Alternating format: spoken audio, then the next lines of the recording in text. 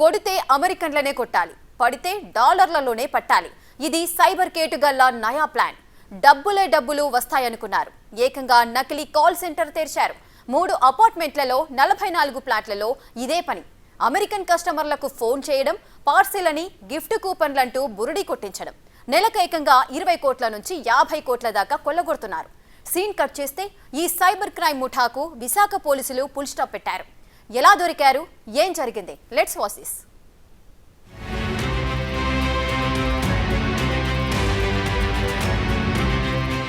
అంతర్జాతీయ పరిశ్రమలకు నెలవుగా మారిన అచ్యుతాపురం అదే స్థాయిలో అసాంఘిక కార్యకలాపాలకు వేదికగా మారింది. అచ్యుతాపురంతో పాటు పరిసర గ్రామాల్లోని పలు అపార్ట్మెంట్లలో ఖాళీగా ఉండే ఫ్లాట్లలో ఏదో జరుగుతోందని అనుమానించిన పోలీసులు సర్చ్ ఆపరేషన్ నిర్వహించగా భారీ సైబర్ క్రైమ్ ముఠా పట్టుబడింది. కోణింపాలెంలోని అపార్ట్మెంట్లో పోలీసులు తొలుత మెరుపు దాడులు చేశారు. ఆ తర్వాత భోగాపురం, రామన్నపాలెం, దుప్పితూరు, వెదురువాడలోని పలు అపార్ట్మెంట్లలోనూ తనిఖీలు చేశారు. సీన్ కట్ చేస్తే అంతా ఈశాన్య రాష్ట్రాలకు చెందిన యువతీ యువకులు పట్టుబడ్డారు. వీళ్లందరినీ విచారిస్తే అమెరికన్లను ఎలా మోసం చేస్తున్నారో పోలీసులు గుర్తించారు.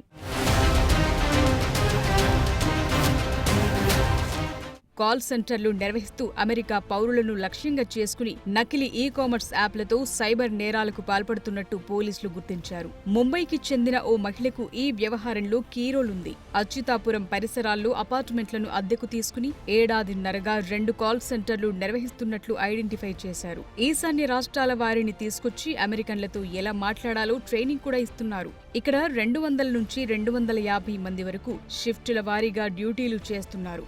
వీరికి కాల్ సెంటర్ డ్యూటీ ఆధారంగా 20,000 నుంచి 75,000 దాకా జీతాలిస్తున్నారు. Further investigation is going on. దీనికి సంబంధించి మనకి CID cyber wing government of Andhra Pradesh నుంచి కూడా మనకి హెల్ప్ వస్తుంది. I would like to thank honourable DG sir for providing this immediate assistance to us. At the same time central government నుంచి కూడా I4C మనకి అసిస్టెన్స్ ప్రొవైడ్ చేయడానికి రెడీ ఉన్నారు. They are also assisting us in cracking this cyber crime. Since it affects the image of India abroad, that the people from India, they are targeting US citizens. That is why this is a very important cyber crime which has been unearthed in Anakapalli district. Cyber crime ఎలా start అవుతుందంటే ముందుగా మీరు American పౌరులకు e commerce సంస్థ నుంచి మాట్లాడుతున్నట్టు phone చేస్తారు. మీరు ఆర్డర్ పెట్టారు, మీకు చేరిందా అని అడుగుతారు. తాము ఎలాంటి ఆర్డర్ పెట్టలేదని జవాబొస్తుందని ముందే తెలుసు కాబట్టి నెక్స్ట్ ఇక్కడే గేమ్ మొదలు పెడతారు. మీ బ్యాంక్ అకౌంట్ నుంచి క్యాష్ డ్రా అయిందని, వేరే వారెవరైనా అకౌంట్ను వాడుతున్నారేమో పరిశీలించవచ్చా అని తెలియనట్లు క్వశ్చన్ చేస్తారు. దీనికి గాబరపడి వారు వెంటనే సరే అంటే రెండో దశలో బ్యాంకర్ పేరుతో మాట్లాడి వివరాలన్నీ తీసుకుంటారు. అనంతరం క్లోజర్తో మాట్లాడమని లైన్ కలుపుతారు. మీ బ్యాంక్ అకౌంట్ను వేరే వారు వాడుతున్నారని, నగదు జాగ్రత్తగా ఉంచుకోండంటూ హెచ్చరిస్తున్నట్లు మాట్లాడి నగదుకు సెక్యూరిటీ పేరుతో కూపన్లిస్తామని చెప్తారు. డబ్బులు చెల్లించకపోతే ఇబ్బందులు పడతారంటూ భయపెడతారు. చివరకు ఆ కూపన్లు కొనిపించి క్యాష్ చేసుకుంటున్నారు. ఇలా రోజుకు 100 నుంచి 200 మంది అమెరికన్లతో మాట్లాడి వారిలో నమ్మిన వారి నుంచి క్యాష్ కొట్టేస్తున్నారు. ప్రస్తుతం ఈ కేసులో 33 మందిని అరెస్టు చేశారు. వీరిలో 3 మహిళలున్నారు. ఇలా ఒక్కొక్కరి నుంచి వారు భయపడే తీరుపై ఆధారపడి $200 నుంచి $3,000 వరకు వసూలు చేస్తున్నారు. సైబర్ మోసాలతో ప్రతి నెల 20 కోట్ల నుంచి 50 కోట్ల వరకు కొల్లగొడుతున్నారు. ఈ వ్యవహారం 2 ఏళ్ల నుంచి సాగుతోంది. ఫైనల్ గా Paravada DSP Vishnu Swaroop, Achyutapuram CI Ganesh, IT core SI Suresh Babu ఈ ముఠా ఆట కట్టించారు. అది మ్యాటర్. So be alert. రైట్గా విశాఖలో అమెరికన్లే టార్గెట్ గా ఒక సైబర్ క్రైమ్ ముఠా అయితే కొన్ని చర్యలకు పాల్పడుతోంది. దీనికి సంబంధించిన పూర్తి డీటెయిల్స్ మా ప్రతినిధి రాజు లైవ్ లో అందిస్తారు.